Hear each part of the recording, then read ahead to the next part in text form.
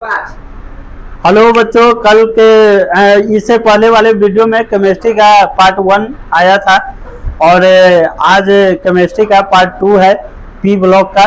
और P block में part 1 में जो बताए थे उसको रिवीजन करते हुए और पार्ट 2 में आज उससे आगे बढ़ेंगे।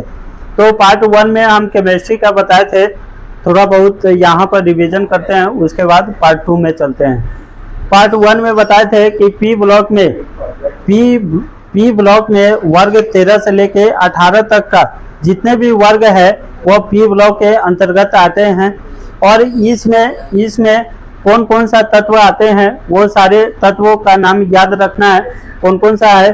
Helium, neon, argon, krypton, xenon, radon, ओजी। इससे रिलेटेड हम कितना पढ़ाए थे वो सारा चीज आज रिवीजन कर देते हैं, उसके बाद आगे चलेंगे। सबसे पहले तो इसका हम परमाणु संख्या बताए थे। परमाणु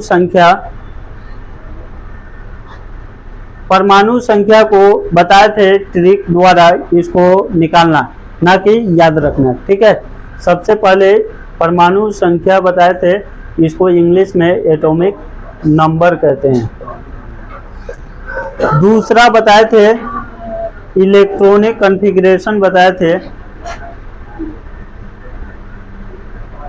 इलेक्ट्रॉनिक कॉन्फ़िगरेशन किस तरह इसको निकाला जाता है पहले वाले वीडियो में। अगर किसी को नहीं आता है निकालना तो पहले वाले वीडियो में जाकर वीडियो को अच्छे से देख ले। उसके बाद तीसरे मतलब परमाणु संख्या और इलेक्ट्रॉनिक कॉन्फ़िगरेशन बताए थे। आज हम शुरू करते हैं सेकेंड लेक्चर में। ये सेकेंड जो वीडियो है केमिस्ट्री का, इसमें आगे हम बताने जा रहे हैं।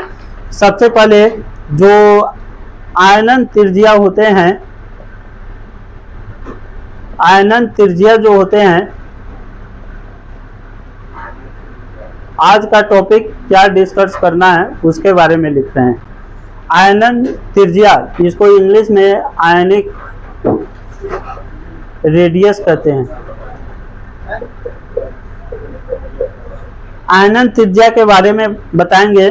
उसके बाद क्वथनांक क्या होता है वर्ग 18 का, उसके बारे में बताएंगे। उसके बाद द्रव्यनांक बताएंगे।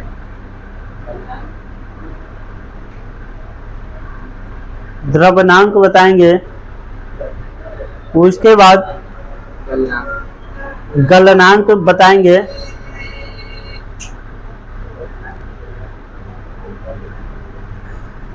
इन सारे टॉपिक पर आज डिस्कस करेंगे। ठीक है, तो सबसे पहले ये यहाँ पर हम देखेंगे एक चीज। यहाँ पर हमको देखना है, एक 7वां नंबर टॉपिक है हाइड्रोक्लोरिक HCl को प्रयोगशाला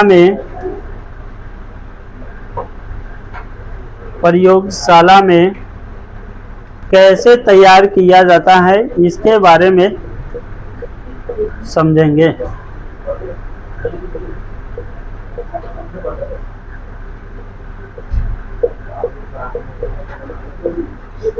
कैसे तैयार किया जाता है इसके बारे में हम समझेंगे।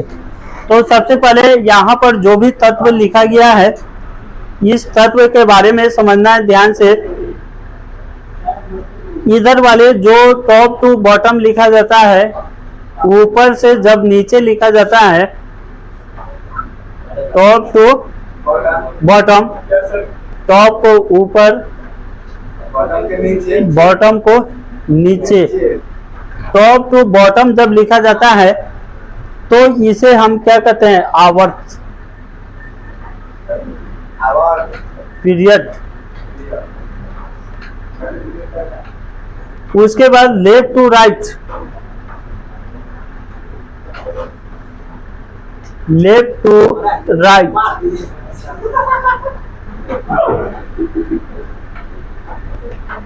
टू राइट जब लिखा जाता है बाएं से दाएं,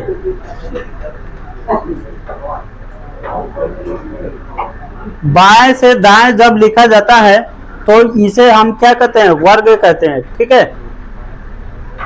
और वर्ग को इंग्लिश में क्या कहेंगे, ग्रुप।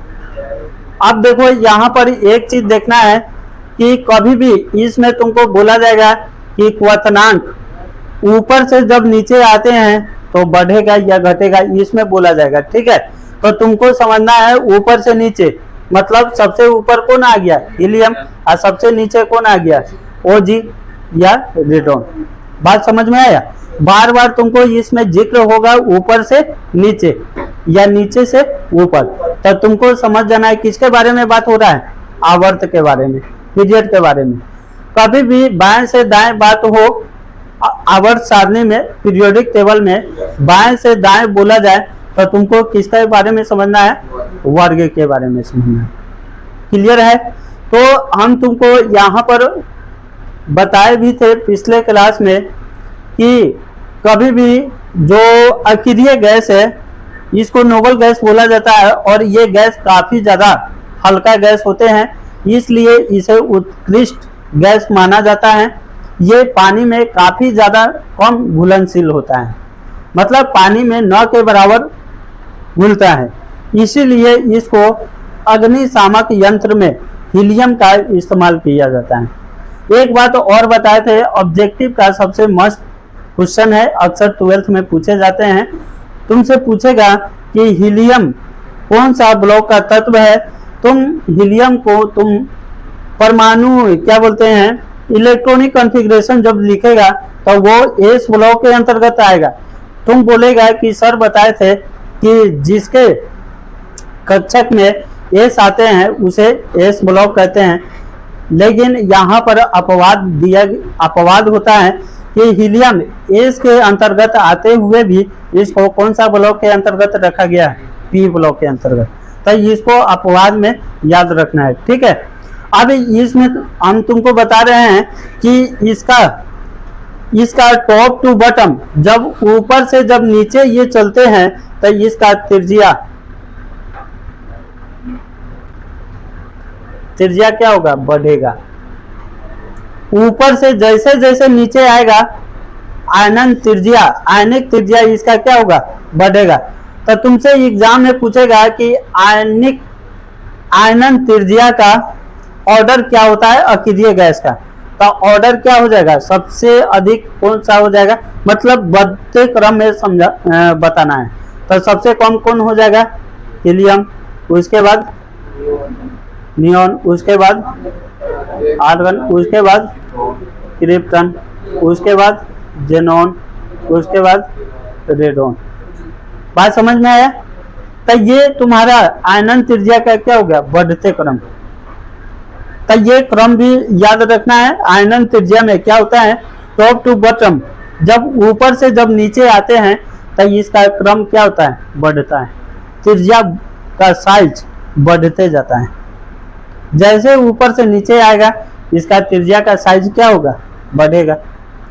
उसके बाद सेकंड में देखो क्वथनांक भी यही बताए थे। क्वथनांक क्या होता है, त्रिज्या के समानुपाती होते हैं।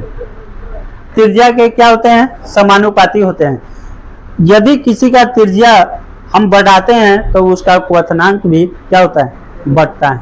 क्वथनांक तथा गलनांक दोनों बढ़ते हैं। तो इसका भी सेम डेफिनेशन हो जाएगा। ऊपर से जब नीचे वर्ग में ऊपर से नीचे यदि आते हैं तो इसका क्वथनांक तथा द्रव्यनांक क्या होता है, बढ़ता है। पर सबसे ज्यादा क्वथनांक और द्रव्यनांक किसका होगा, रेडॉन का, उसके बाद जेनॉन का, तब क्रिप्टन, तब आर्गन, तब नियॉन, तब हीलियम। बात समझ में आया। अब देखो, अब प्रयोगशाला में हाइड्रोक्लोरिक एसिड का निर्माण हम कैसे करते हैं, तो इसमें साधारण सा डिफिनेशन याद रखना। कभी भी नमक और सल्फ्यूरिक अम्ल को जब एक साथ मिलाते हैं और उसको गर्म करते हैं, नमक और सल्फ्यूरिक अम्ल को एक साथ मिलाएंगे, उसको हीट करेंगे, गर्म करने पर हाइड्रोक्लोरिक अम्ल क्या होता है, हमें मिल जाता है आसानी से। तो चलो यहाँ पर अभिक्रिया के द्वारा समझते हैं किस प्रकार से मिलेगा।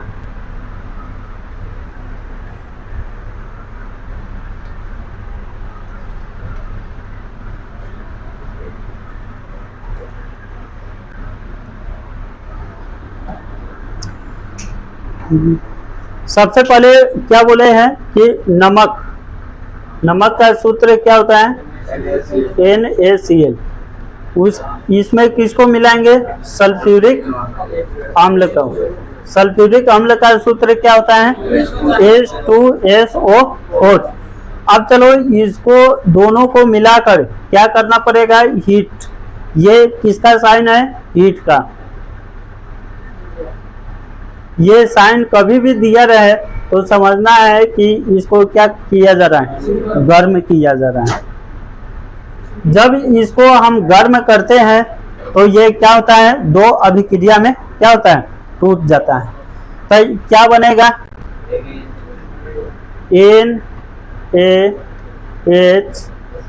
NaHSO4 प्लस हाइड्रोक्लोरिक अम्ल। बात समझ में आया। अगर किसी को नहीं आता है अभिक्रिया करने तो साधारण सी अभिक्रिया, आयनिक अभिक्रिया है, इसको क्या करेंगे, प्लस माइनस में तोड़ देंगे। तो सबसे पहले इसको दो भाग में तोड़ेंगे, Na+Cl- H2 प्लस और SO4 माइनस। प्लस वाला को माइनस वाला के साथ और माइनस वाला को प्लस वाला के साथ, इसको जोड़ देंगे, हमारा अभिक्रिया निकल जाएगा। बात समझ में आया। आसानी से क्या बन जाएगा, अभिक्रिया बन जाएगा। तो इस तरह से किसका निर्माण होता है, हाइड्रोक्लोरिक अम्ल। इसको कहते हैं सोडियम क्लोराइड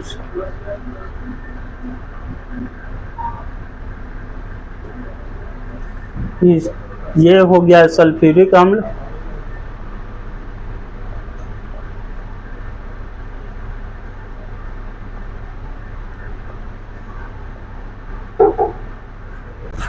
इसको क्या कहेंगे, हाइड्रोक्लोरिक अम्ल।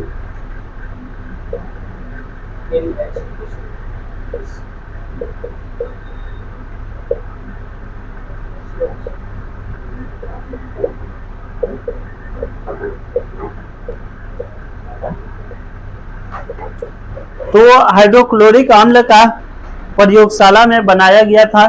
डेवी नाम के साइंटिस्ट था जो 1810 ईस्वी में उसने प्रयोगशाला में नमक लिया और सल्फ्यूरिक अम्ल लिया, दोनों को मिलाकर गर्म किया।